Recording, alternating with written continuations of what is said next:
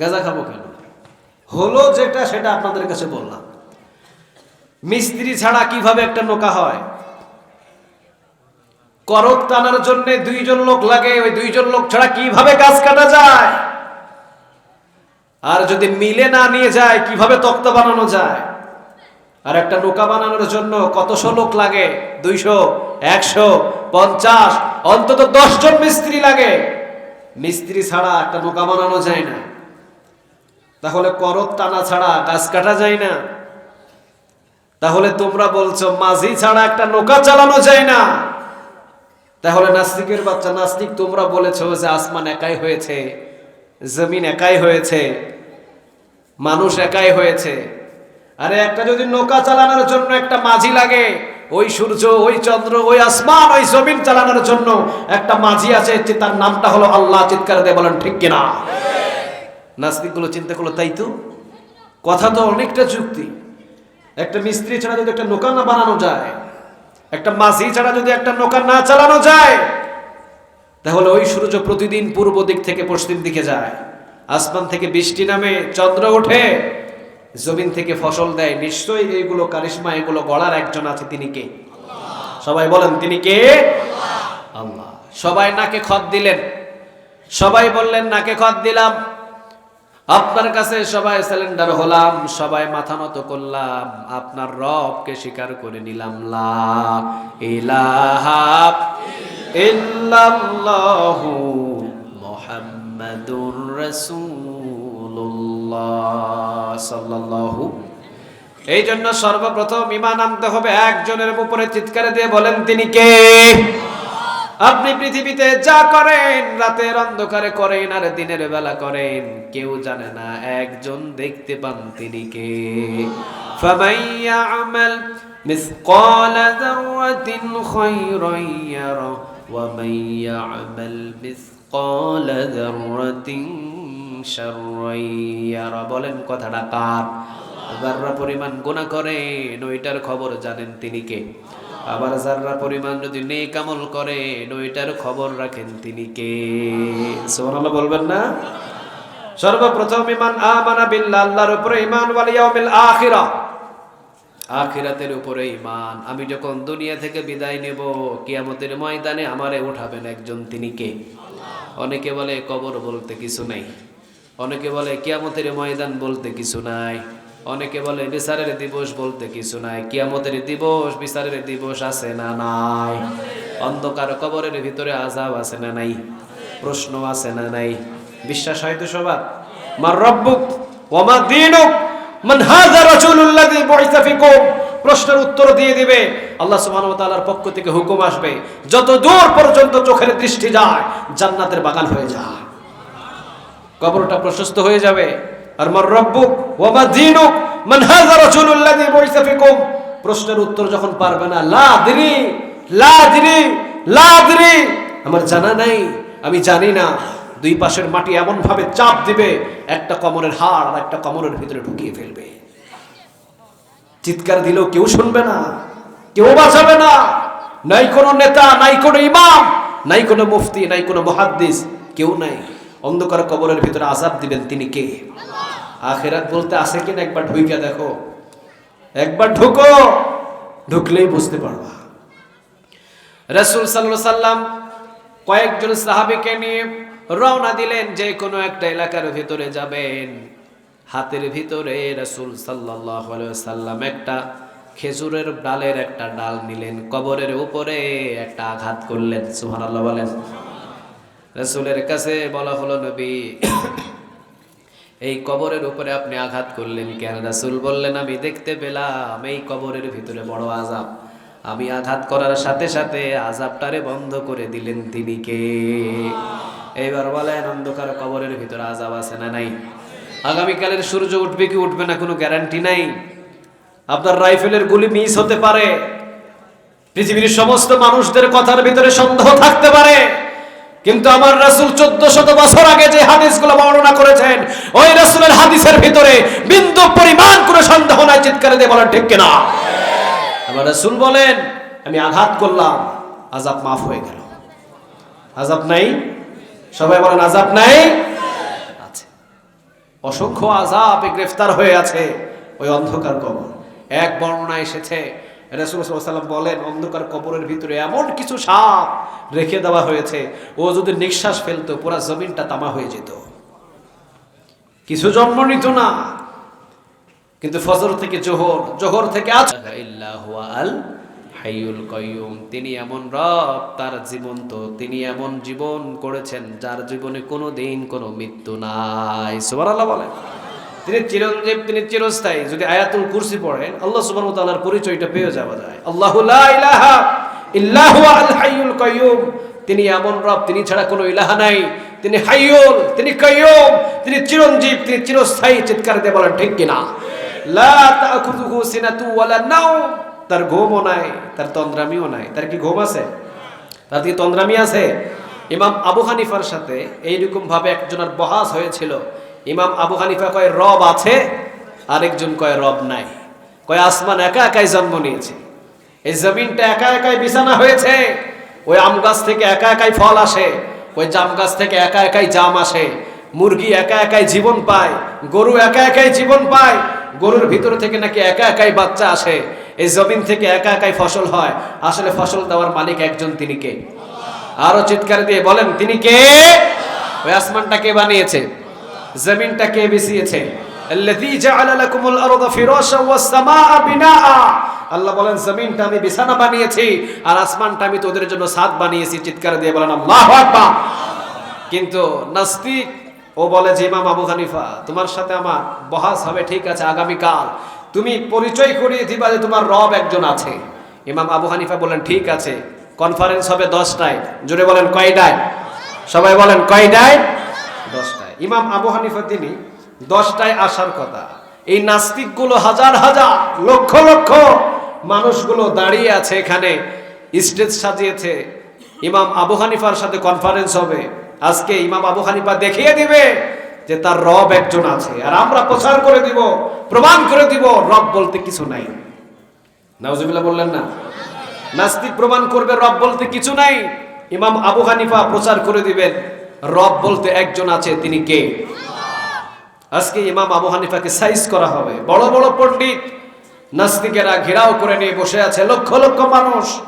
11টা বাজে, 12টা, 1টা, আসার কথা 11টায়, 12টা, 1টায় খবর নেই। সব নাস্তিকগুলো চিন্তা করলো ইমাম আবু হানিফা ভয় পাইছে, এই জন্য আসে নাই। কারণ ভয় পেয়েছে আল্লাহ বলতে কিছু নাই, এটা সে প্রমাণ করতেই পারবে না। আমাদেরটা সেও বিশ্বাস করে নিয়েছে, আল্লাহ বলতে কিছু নাই। নাউজুবিল্লাহ বলেন। এই আসমান একা একাই হয়েছে, জমিন একা একাই হয়েছে, এটা আমার মনে হয় ইমাম আবু হানিফা বিশ্বাস করে নিয়েছে।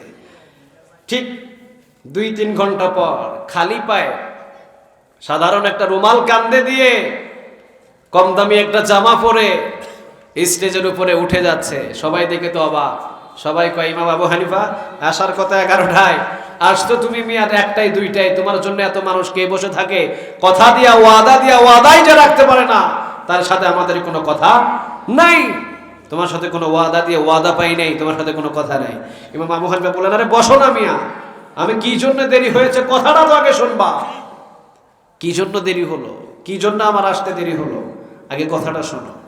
ইমাম আবু হানিফা তিনি বলছেন সর্বপ্রথম আমি যখন বাড়ি থেকে বাহির হলাম, তা আমার বাড়ির সামনে বিশাল বড় একটা নদী আছে। নদীটা পার হওয়ার জন্য আমি দাঁড়িয়েছিলাম যে একটা নৌকা টোকা হয়তো আসবে, ঘাটে আসলে নৌকা করে আমি নদীটা পার হয়ে আপনাদের এই পাশে আসবো। আর আমি তো পাখি না যে আমি উড়ে উড়ে আপনাদের এখানে আসব। সবাই বললেন ঠিক আছে। কি হলো এরপরে? ইমাম আবু হানিফা বললেন আমি ওয়েট করলাম আধা ঘন্টা, কোনো নৌকা নাই। 1 ঘন্টা, কোনো নৌকা নাই। কিন্তু পরের ঘন্টা দেখলাম আমি হঠাৎ করে আমার পাশেই একটা বীজ রোপণ হয়ে বড় একটা মোটা গাছ তৈরি হয়ে গেল। সুবহানাল্লাহ কইেন না, কইেন না সুবহানাল্লাহ, আমি নিষেধ করতেছি, একটু পরে ঠেলা বুঝবেন।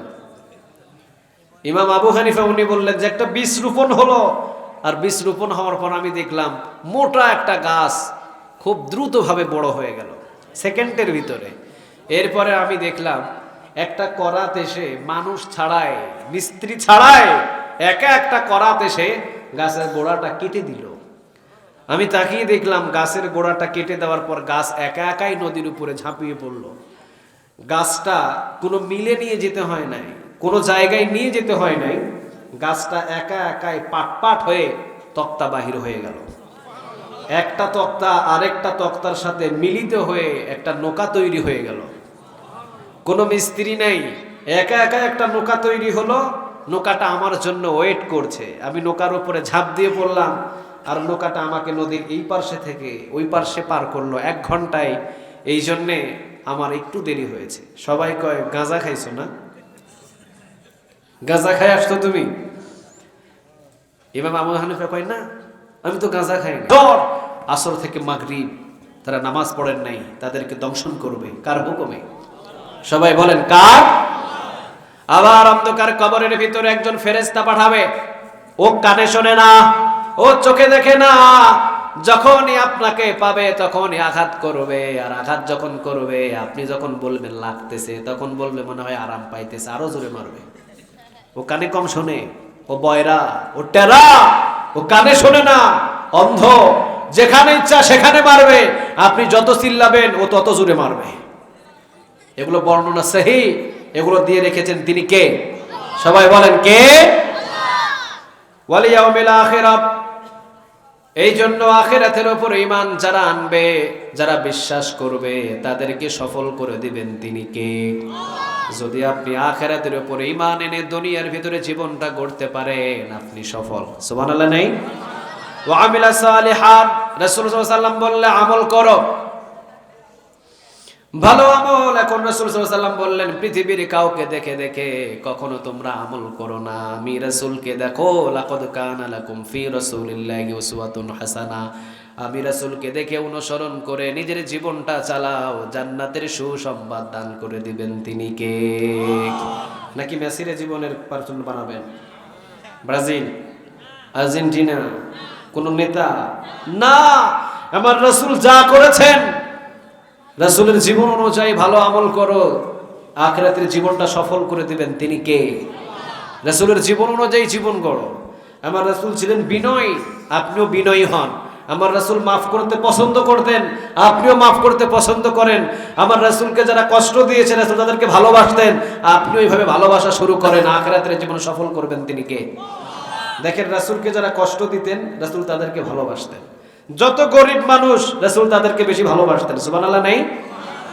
রাসূল মক্কা এবং মদিনার প্রেসিডেন্ট, চিন্তা করে দেখেন, মক্কা এবং মদিনার প্রেসিডেন্ট রাসূল, একজন তরকারি বিক্রেতা, তার পিছন থেকে হাত ধরে রাসূল বলছে আমি তোমারে বড় ভালোবাসি। সুবহানাল্লাহ নাই? তুমি আমার বন্ধু। মক্কার এবং মদিনার ভিতরে রাসূল যে প্রেসিডেন্ট, মদিনার সবচাইতে গরিব তরকারি বিক্রেতা, তার পিছনে চোখ ধরে বললেন আমি তোমারে বড় ভালোবাসি, আজ থেকে তুমি আমার বন্ধু। এইবার তরকারি বিক্রেতা বলছেন আজ পর্যন্তই মদিনার বাজারে কেউ আমারে বন্ধু বানাই নাই, আমি যেহেতু গরিব মানুষ, আমারে কেউ বন্ধু বলে পরিচয় দেয় নাই। তিনি বললেন হাত ছাড়েন, হাত ছেড়ে দিয়ে পিছনের দিকে তাকালেন, তাকানোর পর এমন জোরে একটা দৌড় মারলেন, কোন সাহাবী তাকে ধরতে পারেন নাই। এইবার মদিনার অলিতে আর গলিতে কেঁদে কেঁদে চিৎকার দিয়ে বলেন মুহাম্মদ আমার বন্ধু, আমার জীবনের সব পাওয়া আমি পেয়ে গিয়েছি, আমার জীবনে কোনো পাওয়া নাই, মুহাম্মদ আমার বন্ধু, তো সব জীবনের পাওয়া আল্লাহ আমাকে দিয়ে দিয়েছে। সুবহানাল্লাহ বলেন। রাসূলকে যারা বেশি কষ্ট দিয়েছেন, রাসূল তাদেরকে বেশি ভালোবেসেছে। রাসূল সাল্লাল্লাহু আলাইহি ওয়াসাল্লাম যখন একটা এলাকায় কয়েকদিনের জন্য সফরে থাকলেন, দেখলেন সকালবেলা একটা ছোট্ট বালক, বেশি বড় না, 18 থেকে 20 বছর বয়স হবে, কূপ থেকে পানি উঠায় আর খেজুর বাগানে দেয়। রাসূল বললেন আগামীকাল থেকে তোমার বাগানে আমি পানি দিয়ে দিব। সুবহানাল্লাহ নাই? রাসূল আসলেন, কূপ থেকে পানি উঠায়, খেজুর বাগানে পানি দেয়, কিন্তু পারিশ্রমিক কোনো কিছু নেয় না, যা পায় সবগুলো ওই যুবকরে দেয়। 1 দিন 2 দিন 3 দিন। এবার যুবক চিন্তা করে নিশ্চয়ই এটা কোনো সাধারণ মানুষ হতে পারে না। খবর নিয়ে দেখে ইনি হলেন মুহাম্মদুর রাসূলুল্লাহ সাল্লাল্লাহু আলাইহি ওয়াসাল্লাম। রাসূলের সামনে দিয়ে ভারী একটা বোঝা কেউ নিয়ে যেতে পারে নাই, নিজের কাঁধে উঠায়া দিতেন। রাসূল রাস্তা খুলে দিতেন, আর আমাদের চরিত্র হলো রাস্তা বন্ধ করে দেওয়া। নাই এমন লোক? রাস্তা বন্ধ করে দিতাম। এই জন্য খবরদার ওয়া আমিলা সালিহান, রাসূল সাল্লাল্লাহু আলাইহি ওয়াসাল্লামকে অনুসরণ করে নিজের জীবন চালান, ভালো আমল করেন, খুশি হয়ে যাবে একজন, তিনি কে?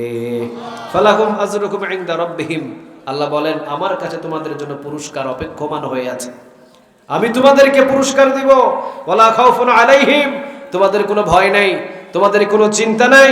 ওয়ালা হুম ইয়াহজানুন, খবরদার কোনো চিন্তিত হয়ো না, কিয়ামতের দিন আমি রব তোমাদেরকে জান্নাতে পৌঁছিয়ে দিব।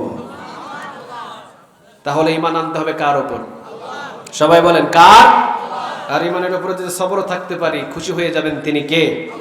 এবং আখিরাতের উপরে ঈমান আনার দরকার আছে, এবং আমল করব একজনকে অনুসরণ করে, তিনি কে? ফালাহুম আজরুকুম ইনদা রাব্বিহিম, পুরস্কার আমাদের জন্য অবস্থান, পুরস্কার কে রেখে দিয়েছে? ওয়ালা খাউফুন আলাইহিম, কোনো ভয় নাই। আল্লাহ আমাদের সবাইকে ঈমানের উপর অটল থাকার তৌফিক দান করুক। আমরা বলি আমিন, আর জোরে বলি আমিন। ওয়া আখিরু দাওয়ানা আলহামদুলিল্লাহি রাব্বিল আলামিন। আমরা মুনাজাত করি, এরপর আমরা বিদায় নিব ইনশাআল্লাহ।